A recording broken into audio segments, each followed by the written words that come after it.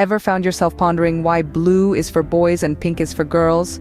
As curious beings, we often find ourselves questioning the world around us, and one such intriguing query is the origin of gender-based color assignments.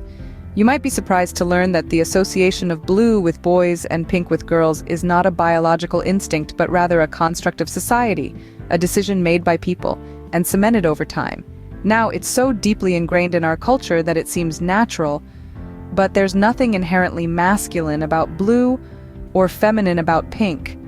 It's fascinating to consider how these color codes have shaped our perceptions of gender, influencing everything from the clothes we wear to the toys we play with. So, where did it all begin? Let's delve into the historical journey of color assignments. The story begins in the Victorian era, a time when societal norms and conventions were drastically different from what we know today. During this period, children's clothing was far from gender-specific. In fact, up until the age of 6, all children, irrespective of their gender, donned white, frilly dresses.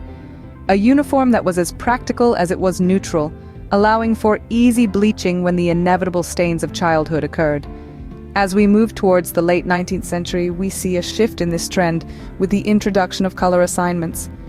However, it may surprise you to learn that these assignments were not as we know them today. In fact, they were quite the opposite. Pink, a color we associate so strongly with femininity today, was initially chosen for boys. Blue, on the other hand, was reserved for girls. Yes, you heard right. Pink was for boys and blue was for girls. Fast forward to the 20th century, and things took a surprising turn. Suddenly, the colors blue and pink switched roles in the gender assignment game. But why, you may wonder? The answer lies in the powerful world of marketing and commerce. In the mid-20th century, clothing manufacturers and retailers decided it was time for a change. They began to promote pink for girls and blue for boys, a complete reversal of the previous norm. The reasons for this switch were largely arbitrary and driven by the desire to sell more products. By creating a new rule that boys and girls should wear different colors, these companies hoped to encourage parents to buy new clothes for each child, rather than handing down garments from older siblings. This clever marketing strategy worked, and the new color assignments rapidly gained acceptance.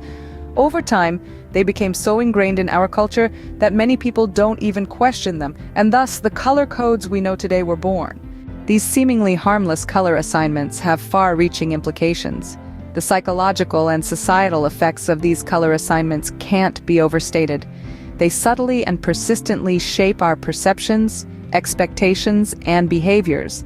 For instance, the association of blue with boys and pink with girls contributes to the perpetuation of gender stereotypes. It's a part of the larger narrative that tells us boys are tough, like the sturdy blue of the sky and sea, while girls are delicate, like the soft pink of a blooming flower.